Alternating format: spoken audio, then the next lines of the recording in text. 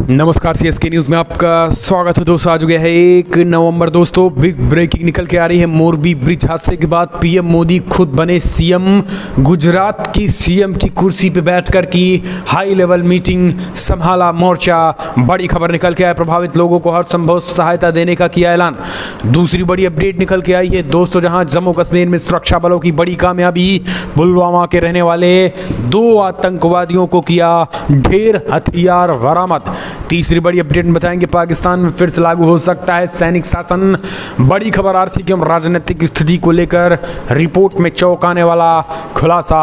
चौथी बड़ी अपडेट, चीन की आईफोन सिटी में कोरोना बेकाबू, लॉकडाउन में भोजन तक की किल्लत, 4 दीवारी कूद कर भाग रहे हैं वर्कर। तो एक एक करके विस्तार से बताएंगे। जहां मोरबी पुल हादसे पे रूस के राष्ट्रपति पुतिन ने जताया शोक, घायलों के जल्द स्वस्थ होने की कामना।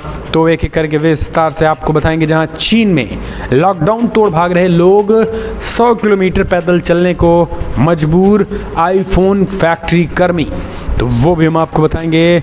जहां आ गया भारत का अपना डिजिटल रुपया, 1 नवंबर से आरबीआई का पायलट प्रोजेक्ट शुरू।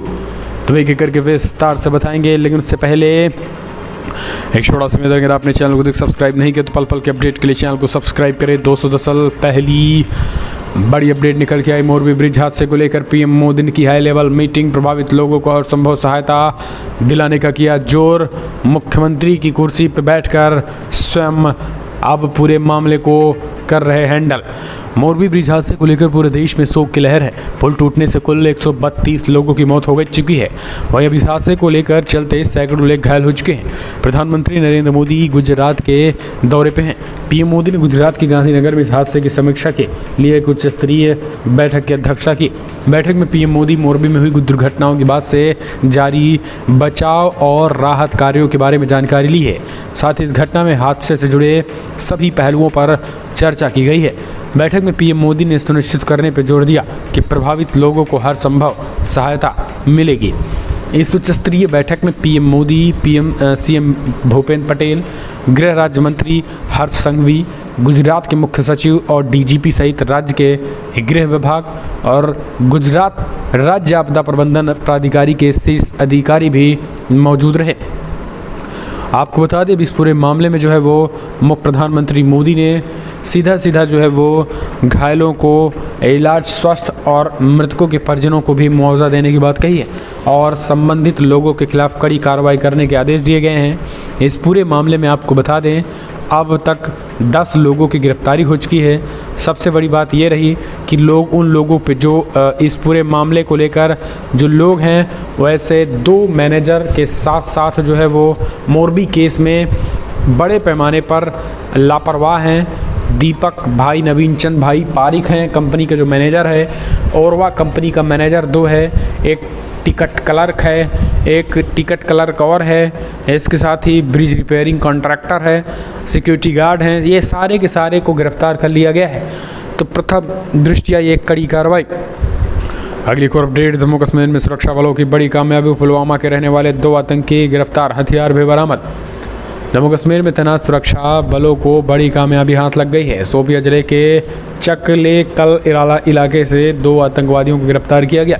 इनकी पहचान गौहर मंजूर और आकिब हुसैन नंदा के तौर पे हुई है। ये दोनों पुलवामा के दबरा गांव इलाके के रहने वाले हैं। श्रीनगर रक्षा पीआरओ ने बताया कि इन दहशतगर्दों के पास से जंगी सामान बरामद हुए हैं। दोनों को लेकर पुलिस को सौंप दिया गया है। इससे पहले रविवार को जम्मू कश्मीर पुलिस ने एक आतंकी मॉड्यूल का भंडाफोड़ करने का दावा किया, जिसे यूरोप से संचालित किया जा रहा था। पुलिस ने जम्मू में पाकिस्तान की ओर से ड्रोन की मदद से हथियारों और विस्फोटकों की खेप गिराए जाने में शामिल उनके 2 सदस्यों को गिरफ्तार किया गया है। आरएसपुरा में अंतर्राष्ट्रीय सीमा के साथ बासपुर बांग्ला क्षेत्र में ड्रोन से हथियार गिराए जाने की जांच की जा रही है। इसी दौरान डोडा के चंबर बोस और कैंप गोले गुजरात के भी शमशेर सिंह को पकड़ाया गया है। एक और अपडेट निकल के आई है दोस्तों, पाकिस्तान में फिर से लागू हो सकता है सैनिक शासन। आर्थिक एवं राजनीतिक स्थिति को लेकर एक रिपोर्ट में किया गया दावा।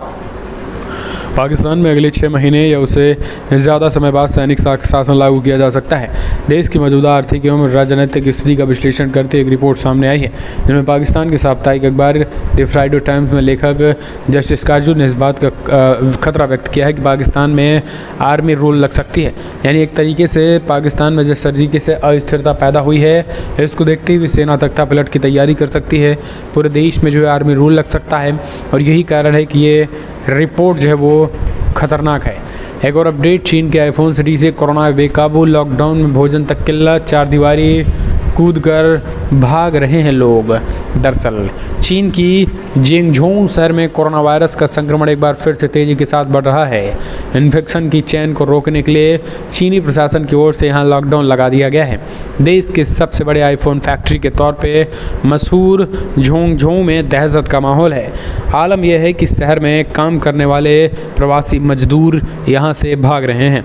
मीडिया रिपोर्ट के मुताबिक कामगारों ने भागने के लिए एप्पल की सबसे बड़ी असेंबली साइट को तोड़ दिया है। ये लोग जिंगझोउ के फॉक्सकॉन में लगे जीरो कोविड लाइन से बचकर भाग रहे हैं। यहाँ से चुपके से बाहर निकलने के बाद कई लोग तो 100 किलोमीटर से भी अधिक दूर स्थित अपने घर को पैदल ही जा रहे थे। जो लोग कोरोना के संक्रमण को फैलने से रोकने को लेकर बनाए गए ऐप से भी बचकर निकल रहे थे। चीनी सोशल मीडिया पर ऐसे कई वीडियो शेयर किए जा रहे हैं जिनमें लोगों को प्लांट की चार दीवारी से कूदता देखा जा सकता है। यह प्लांट जिंगझोउ की सेंट्रल सिटी से स्थित फॉक्सकॉन का है। अगली एक और अपडेट निकल के आई है दोस्तों, बिग ब्रेकिंग आपको बता दें, श्रीलंका में हालत और ख़राब, आर्थिक संकट से जूझ रहा, बेरोजगारी और कर्ज के साथ साथ मेडिकल और दवाइयों की भी है किल्लत। आर्थिक संकट से फंसा पाकिस्तान धीरे धीरे श्रीलंका की राह पर बनने को चल चुका है। पाकिस्तान की अर्थव्यवस्था इस समय टिक टिक कर रहा है और एक टाइम बम की तरह है। श्रीलंका के आर्थिक संकट का असर पाकिस्तान पर भी पड़ रहा है, जिनकी अर्थव्यवस्था ऐसी ही चुनौतियों का सामना कर रही है। श्रीलंका में भी हालत बेहद ख़राब है। आपको बता दें, श्रीलंका में भी अब मेडिकल से लेकर के तमाम चीज़ों की किल्लतें हो गई हैं। यानी ना तो दवा है ना तो दारू है, किस हर तरीके की दिक्कतें को सामना जो है वो श्रीलंका भी कर रहा है और वही हालात जो है पाकिस्तान भी उसी समस्या की तरफ बढ़ गया है। एक और अपडेट, गुजरात के मोरबी में हुए पुल हादसे को लेकर रूस के राष्ट्रपति व्लादिमीर पुतिन ने जताया शोक, घायलों के जल्द स्वस्थ होने की कामना की है। रूस के राष्ट्रपति व्लादिमीर पुतिन ने गुजरात के मोरबी शहर में पुल हादसे में मारे गए लोगों के परिवारों के प्रति संवेदना जाहिर की। इस हादसे में अब तक 134 लोगों की मौत हो चुकी है। राष्ट्रपति द्रौपदी मुर्मू और प्रधानमंत्री नरेंद्र मोदी सोमवार को क्रेमलिन वेबसाइट पर प्रकाशित संदेश में पुतिन ने कहा है कि माननीय राष्ट्रपति, माननीय प्रधानमंत्री, कृपया गुजरात राज्य में दुखद पुल हादसे के प्रति मेरी संवेदना स्वीकार करें। रूस की समाचार एजेंसी TTS के मुताबिक पुतिन ने हादसे में जान गंवाने वाले पीड़ितों के प्रियजनों व दोस्तों के प्रति सहानुभूति और समर्थन व्यक्त किया है। साथ ही उन्होंने सभी घायलों के शीघ्र स्वस्थ होने की कामना भी की है। तो एक सच्चे दोस्त ने इस समय सच्ची यारी दिखाई। नेपाल के प्रधानमंत्री ने भी संवेदना जताई। एक और अपडेट निकल के आई है, आ गया भारत का अपना डिजिटल रुपया। 1 नवंबर से RBI का पायलट प्रोजेक्ट शुरू। देश की डिजिटल करेंसी डिजिटल रुपया का पहला पायलट टेस्टिंग मंगलवार यानी 1 नवंबर को शुरू होगा, जिनमें 9 बैंक सरकारी सिक्योरिटीज़ में लेन देन के इस डिजिटल करेंसी का इस्तेमाल करेंगे। भारतीय रिजर्व बैंक ने सोमवार को जारी एक बयान में कहा कि डिजिटल रुपए 2 खंड का पहला पायलट परीक्षण 1 नवंबर को शुरू होगा। इस टेस्टिंग के तहत सरकारी सिक्योरिटीज़ में सेकेंडरी मार्केट लेन देन का निपटान किया जाएगा। RBI ने केंद्रीय बैंक डिजिटल मुद्रा लाने की अपनी योजना की दिशा में कदम बढ़ाते हुए डिजिटल रुपए का पायलट टेस्टिंग शुरू करने का फैसला किया। थोक खंड के लिए होने वाले इस परीक्षण में 9 बैंक शिरकत करेंगे।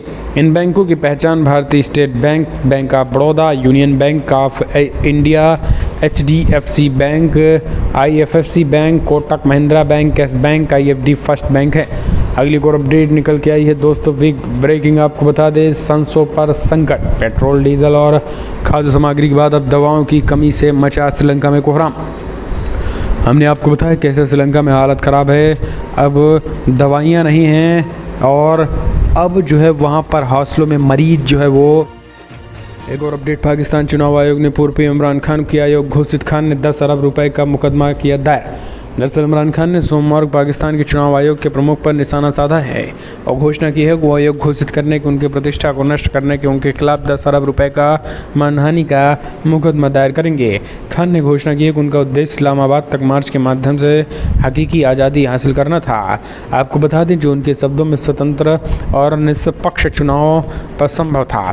70 वर्षीय खान को इसी महीने की शुरुआत में पाकिस्तान के चुनाव आयोग के 5 सदस्यीय पैनल द्वारा वर्तमान नेशनल असेंबली की सदस्यता से अयोग्य घोषित कर दिया गया था, जिसके प्रमुख सिकंदर सुल्तान राजा थे। एक और अपडेट निकल के आई है दोस्तों, बिग ब्रेकिंग।